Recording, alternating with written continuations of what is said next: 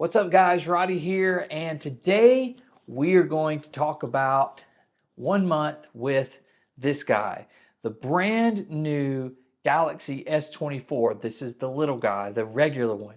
So let's go.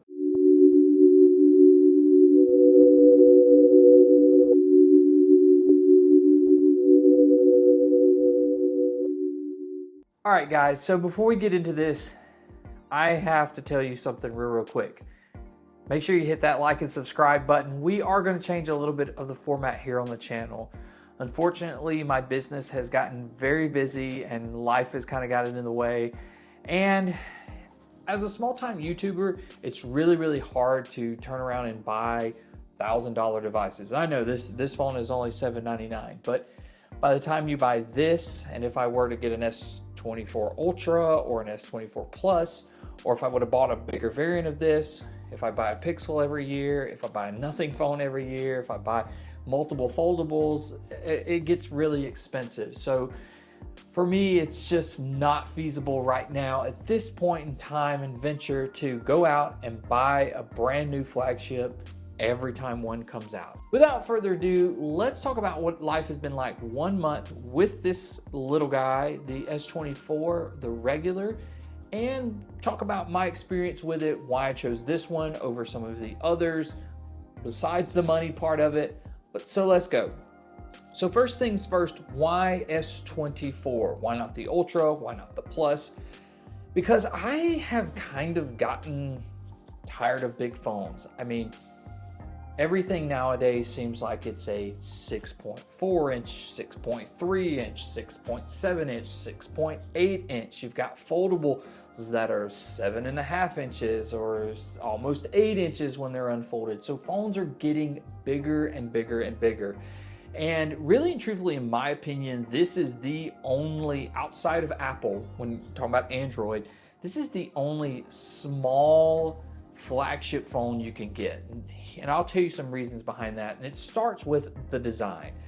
By far, this is the most premium feeling Samsung I've ever had. And not just the S24, I've held the Plus and the titanium S24 Ultra, and these phones by far over last year's S23, over any other foldable, any other Android device that I have used, Samsung is winning in the hardware department. Now, I've had other people and other reviewers I've seen who said this doesn't feel as good as the iPhone or as premium as the iPhone, and I would totally disagree with that. Holding this in the hand, in the raw, next to my iPhone 15 Pro Max, touching both of them, feeling the back glass, feeling the frosted finish, feeling the edges and everything.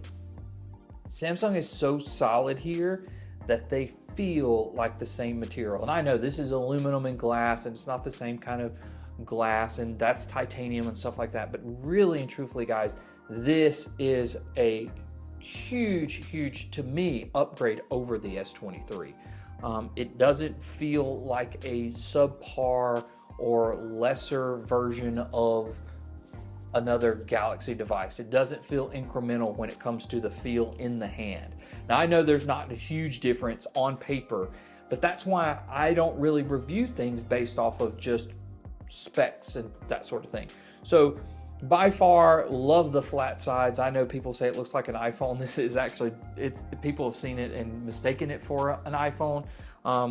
But I love this premium. This is by far the premium, most feeling S lineup Samsung's ever given us, especially in this smaller form factor. To me, though, just everything about it, the edges and all aren't glossy anymore. They're not matte. They've got a good finish to them that doesn't show fingerprints. And overall, just this 6.1 inch in the hand, in the palm, just feels so nice. It's light, it's easy to pocket, it's easy to toss in a bag, it's easy to talk on the phone on, it's easy if you're taking a picture and you want to hold it in your hand for a long time, video, whatever. It's great for that. It doesn't feel cumbersome. It doesn't take up a lot of space in my pocket or on a desk or on a table or whatever.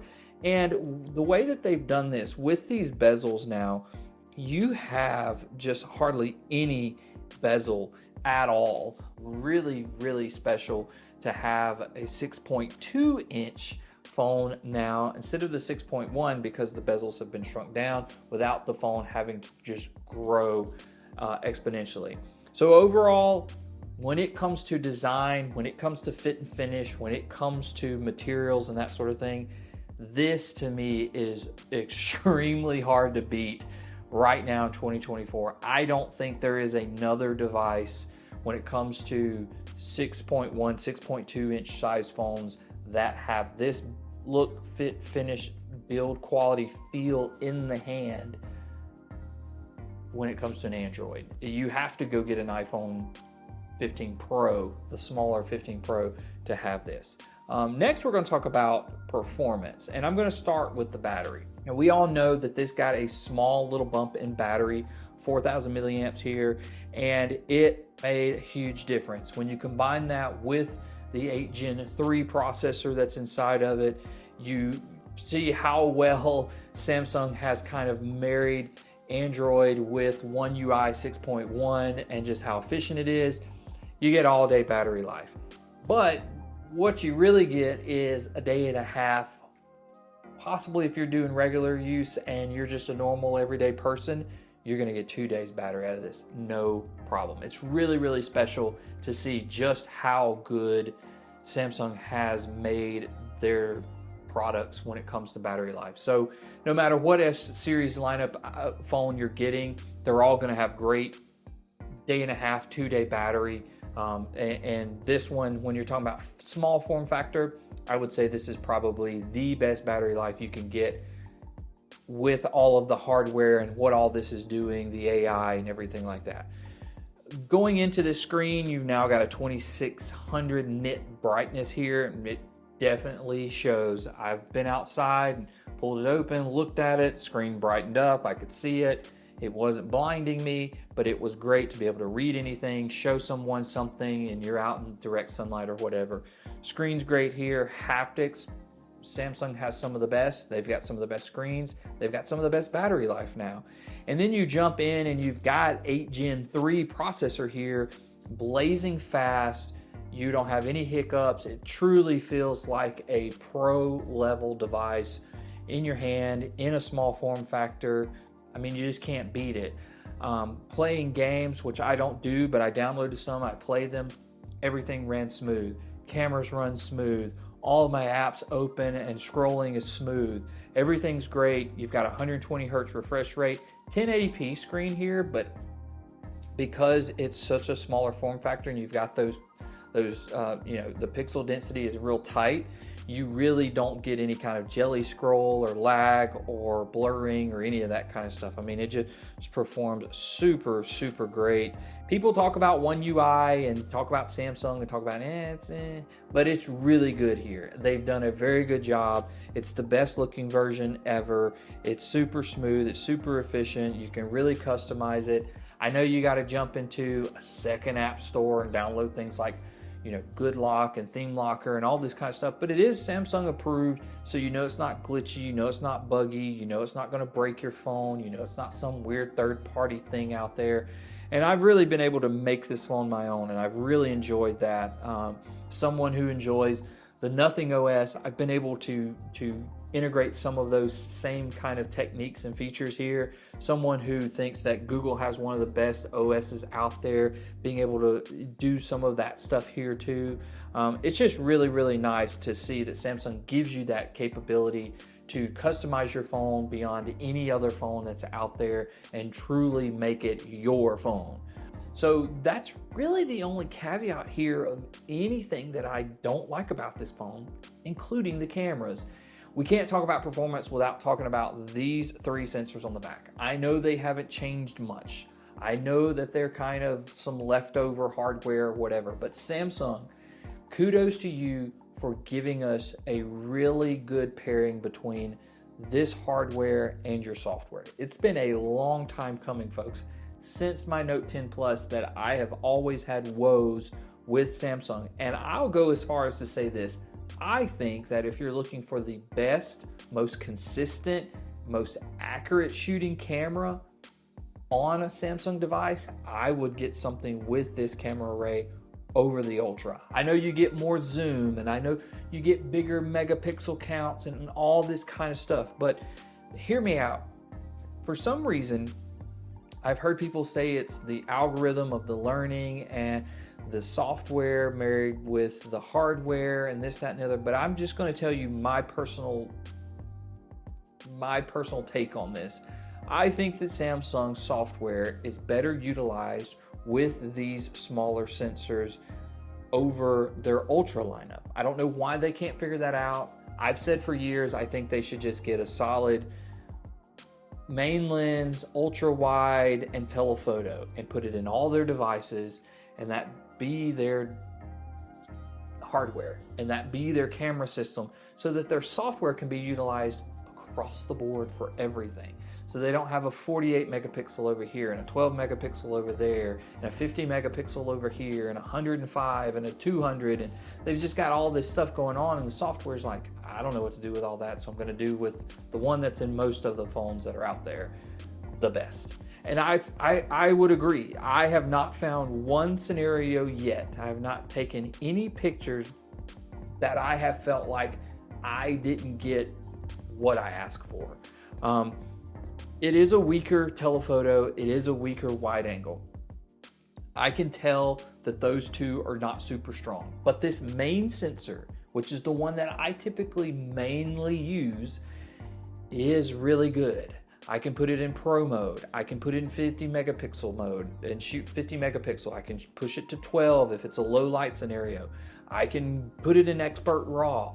And I got all these tools that I can use, and I do use them, and I have not found a situation where that one was really bad. It's just kind of like, that's good, that's really good, I like this one the best. I've got all these options, and for the first time ever, it's the first Samsung phone that I feel I can carry with me and trust it and use it all the time and not have to worry about it.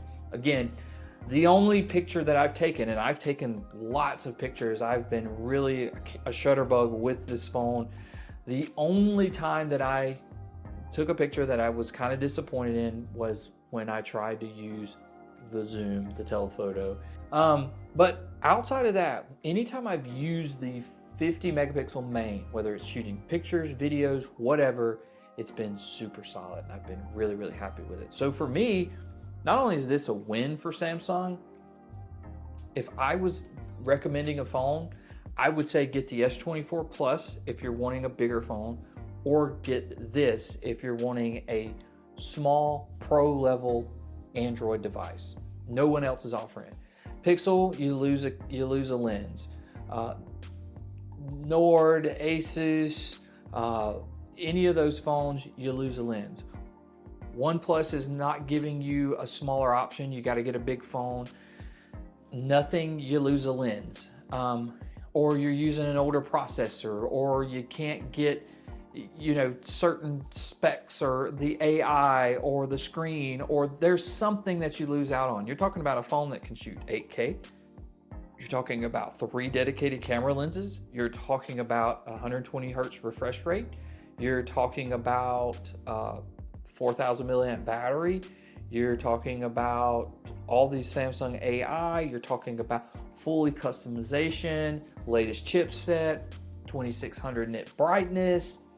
It's to me, it's a pro level small phone for Android, and it's unheard of with any of the other brands.